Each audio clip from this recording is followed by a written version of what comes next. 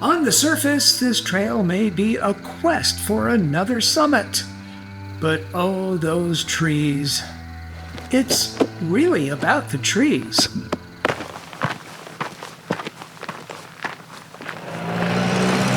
I'm not saying the drive to the trailhead is comfortable and smooth, but it's usually passable for passenger cars. If nothing else, I have no problem making it at least to what are called the Wildrose Charcoal Kilns. And I think it's a crime to pass them without stopping for a closer examination. Now, I would be remiss if I didn't at least mention these oddball structures that you pass on your way to the trailhead. These kilns were built in 1877 to produce charcoal from the local pinyon pines. And that went to a lead and silver mine about 25 miles from here. I'll be honest, the last 1.5 miles are steep, windy, and rocky. If I suspected it would cause me heartache, I could park at the bottom and walk up the extra distance. High clearance vehicles, especially four-wheel drive ones, should be no problem. At the top is Mahogany Flat, a free campground with 9 sites, picnic tables, a toilet, and not much more. After my long drive from Los Angeles, camping here makes a lot of sense. I don't often car camp, but I appreciate its greatest luxury, sleeping with a full-sized pillow.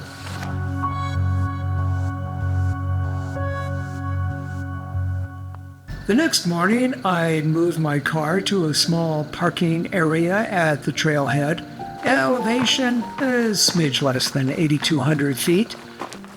From here, the path immediately goes up for more than 2 miles, rarely leveling out as it traverses the slopes of Rogers Peak, part of the Panamint Mountain Range.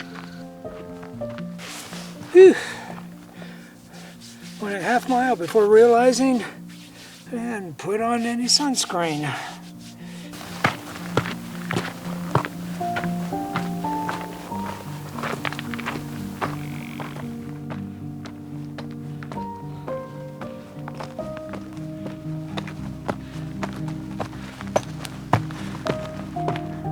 Across from me is Death Valley, and beyond that, the Amargosa Range.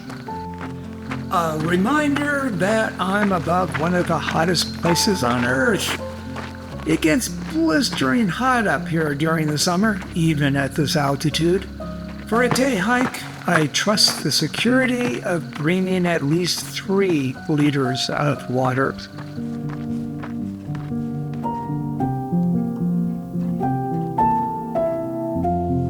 Eventually, I reach a saddle just below Rogers Peak, where there is telecommunications and weather equipment. Interestingly, some of the gear up there is owned by the Department of Defense and the FBI. Along the way, we pass limber pines. Now, I can't speak for this particular tree, but it could be old as 2,000 years. That's pretty impressive, right? Ha! This ancient bristlecone laughs at the idea that 2,000 years is old. My gosh, that it could have been middle age for this guy who could be twice that age. Unfortunately, as amazing as it is that anything could survive in this nasty environment, the current drought has been killing these trees. Seems a small brown beetle called a pinyon ips has infiltrated the groves here. Add in the stress from lack of water, and the bugs went to work. In 2018, 60 to 70% of the trees had died or were dying. And the ultimate culprit here, global warming, of course. From here, the trail eases up, even descending a bit. Now, if I wanted to camp, it's now allowed, but that would mean carrying even more water. It's pretty dry up here. Past the saddle, I'm now crossing the slopes of Bennett Peak with views down to Penniman Valley.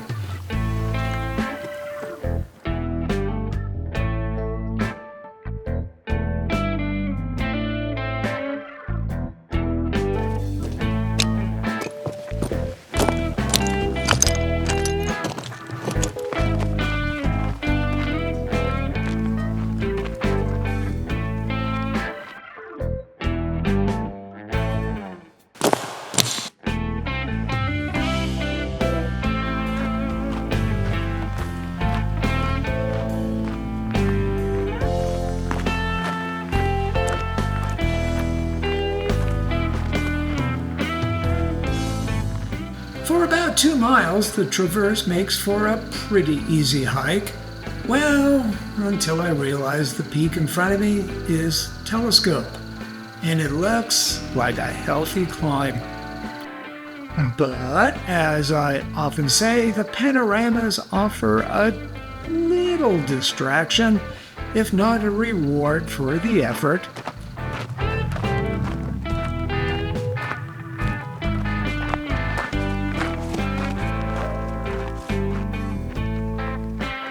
As it climbs, the trail turns rocky and sometimes loose. The number of ancient bristlecone trees multiply on the steep slope, making the way at least picturesque.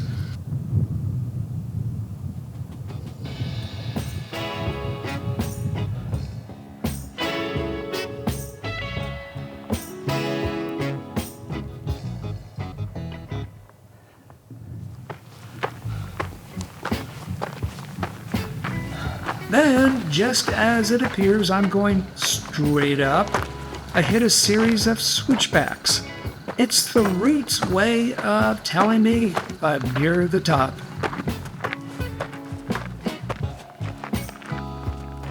Well, maybe.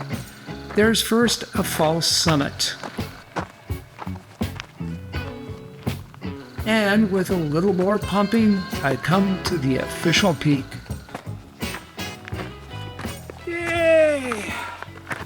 I made it. Let's do a little math. Our destination is Telescope Peak, which is the highest point in Death Valley National Park at 11,049 feet. So remember that number.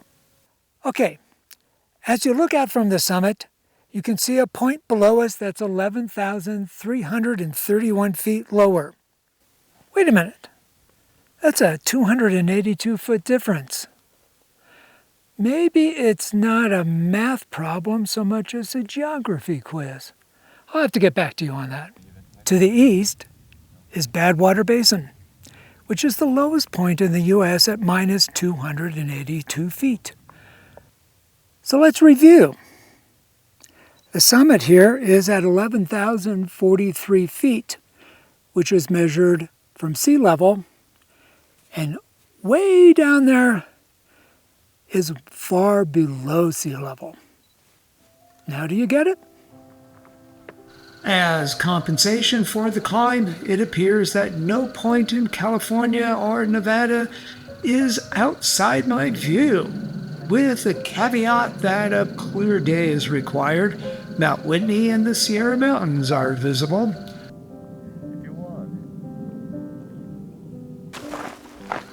The return route is as simple as following the trail back down. As the light changes in the late afternoon, I realize the trouble it takes to get here needs no other rationale than the joy of the glorious vistas one gets from this trail.